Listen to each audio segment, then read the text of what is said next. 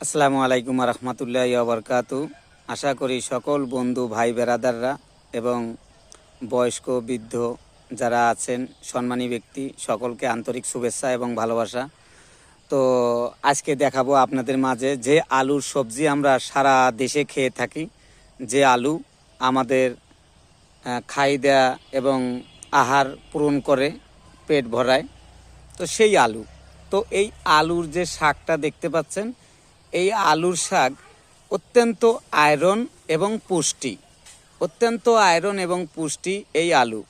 অবশ্যই আপনারা সকলেই কিন্তু আলু খাচ্ছেন, আর আলুর দাম নিয়ে কিন্তু রাজনীতি চলতেছে এখন বাংলাদেশে। সংকট চালু হয়ে গেছে আলুর সবজি নিয়ে। তো এটি হলো আলু গাছ।